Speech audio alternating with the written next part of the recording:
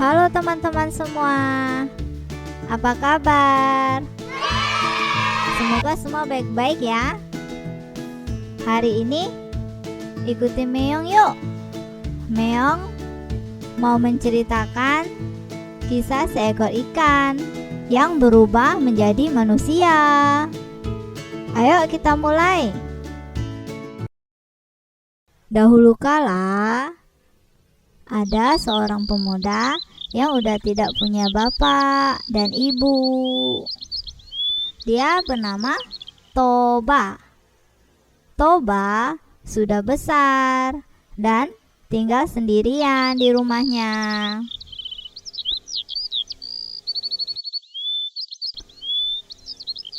Toba sangat mandiri dan rajin.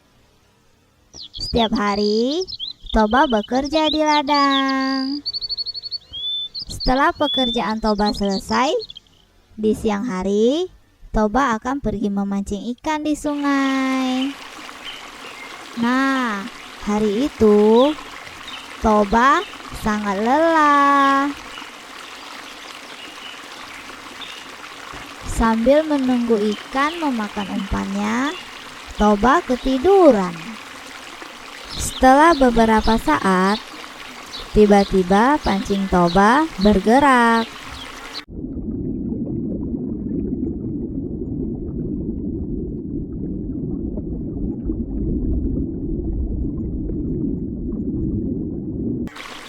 Toba pun terkejut dan terbangun. Wah, ini pasti ikan yang sangat besar sekali.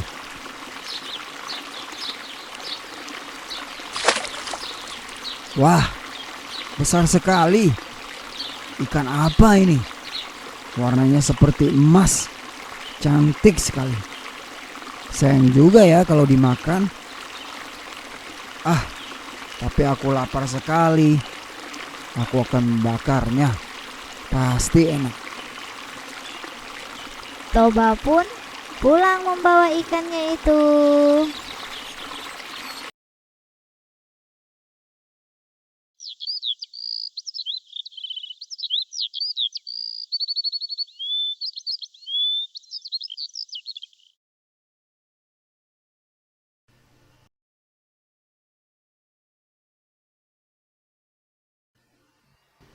Tidak. Kenapa di saat lapar begini aku harus kehabisan kayu bakar?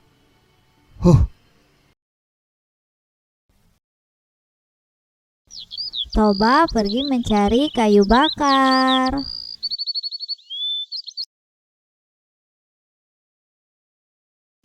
Setibanya Toba di rumah, dia melihat keranjang bambu dipenuhi dengan emas. Dan ikannya hilang. Bahkan dia lebih terkejut lagi melihat sudah ada makanan di atas meja. Wah, apa ini? Kenapa ikanku sudah hilang? Dan ini apa? Siapa yang memasak semuanya ini? Aku yang memasaknya, Tuan. Siapa kau? Maafkan aku, Tuan. Aku adalah ikan mas yang Tuan tangkap tadi. Karena kesalahanku, aku dijadikan ikan oleh dewa. Dewa bilang, aku akan berubah menjadi makhluk yang menyentuhku. Karena Tuan telah menyentuhku tadi, maka aku berubah menjadi manusia. Dan itu adalah sisik-sisikku yang berubah menjadi emas. Tuan dapat menyimpannya. Ini Tuan, silakan dimakan Tuan. Ini sudah kumasakkan banyak makanan untuk Tuan. Toba masih sangat terkejut dengan apa yang dilihatnya tadi. Tetapi perempuan yang ada di depannya itu sangat cantik dan menawan. Toba tidak pernah melihat perempuan secantik ini sebelumnya. Bahkan masakannya pun enak, sehingga membuat Toba berpikir untuk menjadikannya sebagai istrinya. Maukah kau tinggal di sini dan menjadi istriku? Baiklah Tuan, tapi ada satu syaratnya Tuan. Apa itu? Tuan tidak boleh mengungkit tentang asal-usulku sedikit pun. Jika Tuan mengungkitnya, maka akan ada bencana besar yang terjadi. Maukah Tuan berjanji? Baiklah, aku janji. Toba akhirnya menikahi perempuan cantik itu. Dan setelah itu, mereka dikaruniai satu anak laki-laki yang bernama Samosir. Sayangnya, anak Toba, si Samosir, tumbuh menjadi anak yang manja dan suka malas-malasan. Samosir hanya suka bermain, dan Samosir mempunyai nafsu makan yang tinggi, sehingga Toba pun harus lebih banyak mencari lauk pauk dan bekerja lebih giat untuk memenuhi kebutuhan hidup keluarganya. Suatu ketika, Samosir diminta ibunya untuk mengantarkan makanan kepada ayahnya Toba yang sedang bekerja di ladang. Samosir, tolonglah ibu, antarkan makanan siang ayahmu ini ke ladang. Ah ibu, hari ini sangat panas. Samosir lagi malas Bu. Samosir pengen tidur siang aja ya. Ayolah Samosir, ayahmu akan kelaparan jika kamu tidak mengantarkan makanan ini. Ini ibu masih menjaga masakan di dapur. Samosir dengan setengah hati pergi ke ladang untuk mengantarkan makanan ayahnya itu. Tetapi di tengah jalan, dia merasa gerah dan kebetulan dia melewati sungai. Samosir pun tergoda untuk main di sungai terlebih dahulu.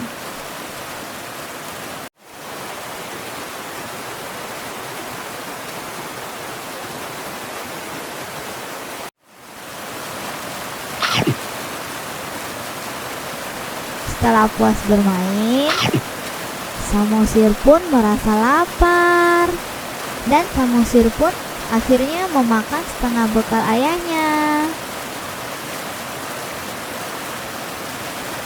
Setelah Samosir makan, barulah Samosir melanjutkan perjalanannya ke ladang untuk mengantarkan bekal ayahnya itu.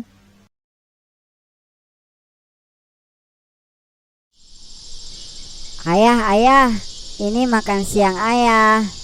Kemana saja kau, Nak? Ini sudah sore, ayah sangat kelaparan. Toba segera membuka makan siangnya. Ternyata makan siangnya hanya tinggal nasi, dan lauknya sudah dihabiskan oleh Samosir. Ayahnya yang sudah lama menunggu dan kelaparan pun akhirnya marah melihat hal itu. Apa yang kamu lakukan, Samosir? Engkau memakan makanan ayah. Itu kan masih ada nasi ayah. Keterlaluan kau, Samosir. Dasar kau anak ikan, anak nakal.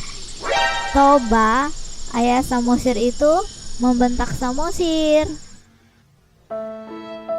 Samosir langsung berlari dan pulang ke rumah dan mengadu kepada ibunya.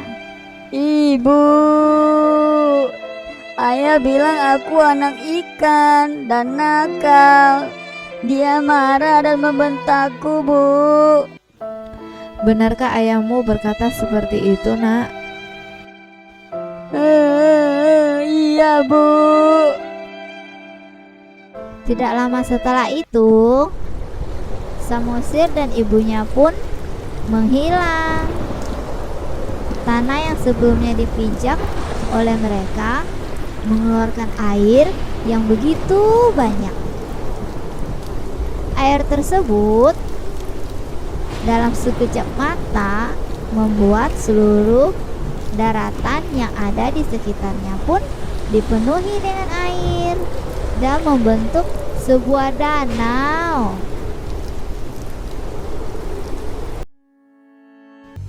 Kini, danau tersebut dikenal sebagai Danau Toba. Dan pulau yang ada di tengahnya itu dikenal sebagai Pulau Samosir.